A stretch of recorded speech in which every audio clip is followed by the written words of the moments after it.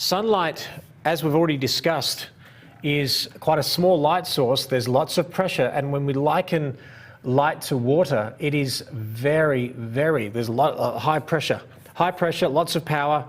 It's quite small, and of course it can be used in many different ways. You can use full sun, you can actually diffuse sun, you can bounce it with a reflector and so on. But the idea is that when you are photographing with sun, it's actually quite tough. Most people will shy away from sunlight because it's very difficult to photograph. Now, whether it's because someone's squinting and can't look at the actual light, whether it is the fact is that it's harder to know where to place the shadows. Am I getting too many deep shadows? What do I do?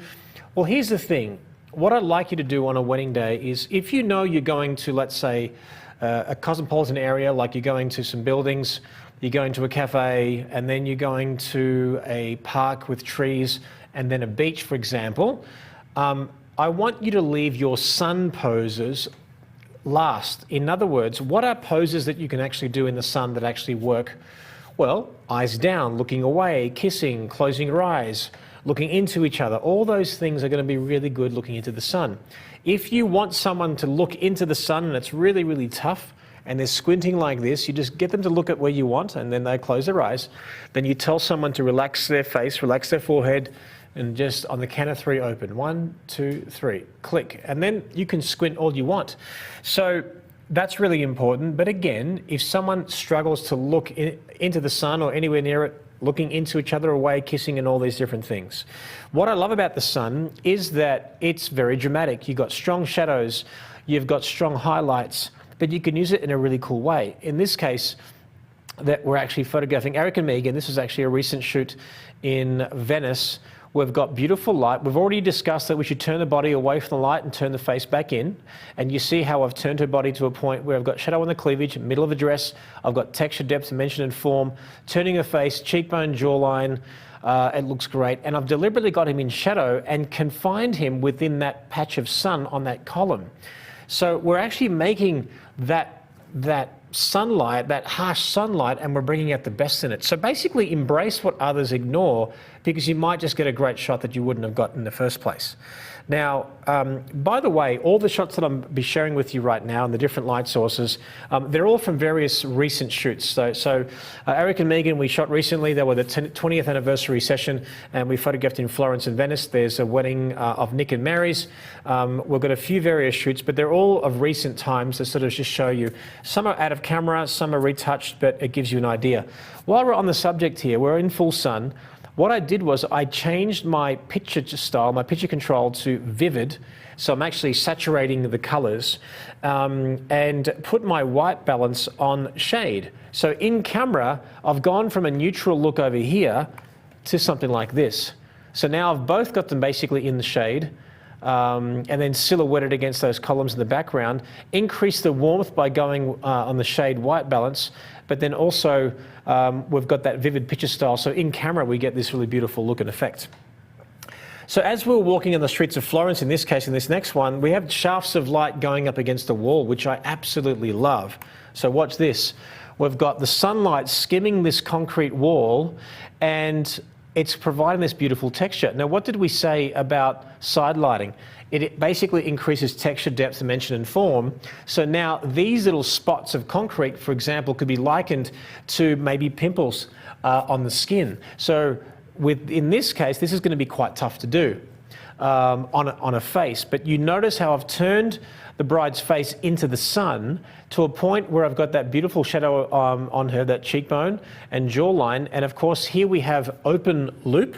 We've already discussed this, and loop shadow of the nose over here. It's an open loop. And then we're actually split lighting him. So we've got soft feminine light for her, split lighting for him, which is often considered masculine, as we've already discussed. And then this beautiful shaft of light. Now, the shaft of light is great because we also just cut away that light into the shadow, and this all dwindles away, but it keeps your eye focused on what we've got going on here.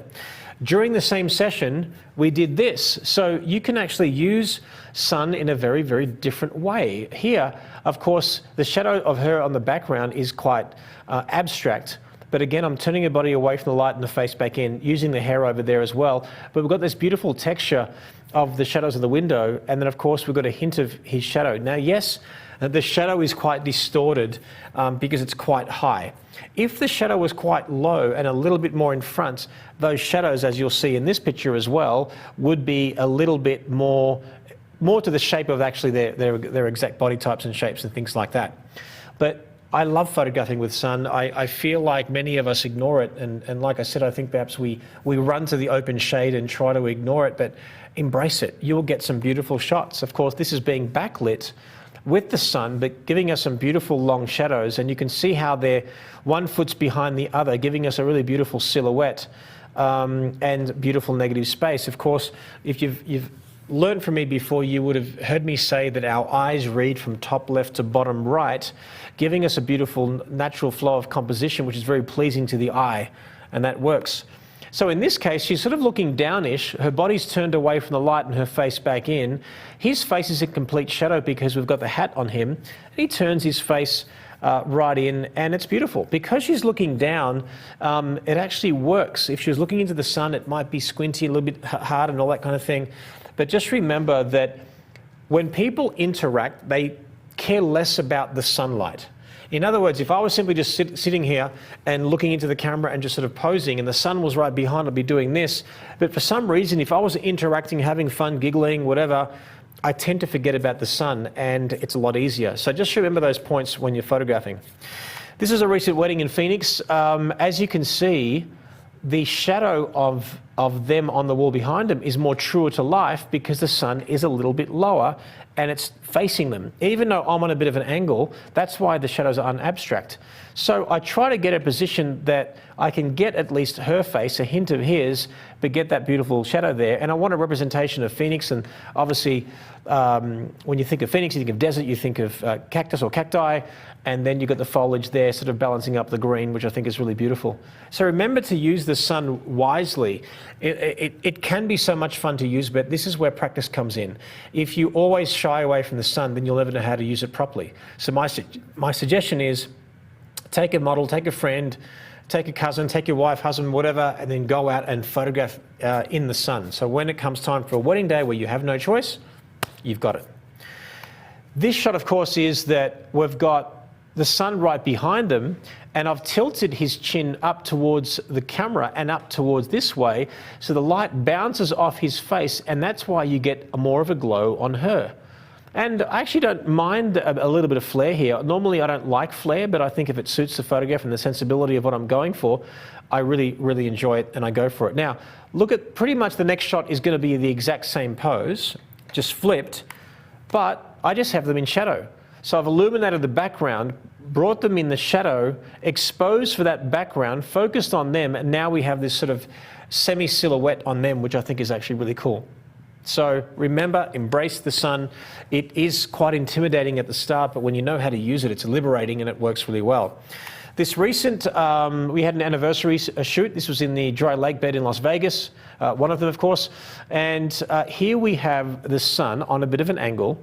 You know how I said turn the body away from the light and the face back in for the female form? I also said if you turn the body way towards the light and then now half the body's in shadow, that is almost the same thing but a different perspective.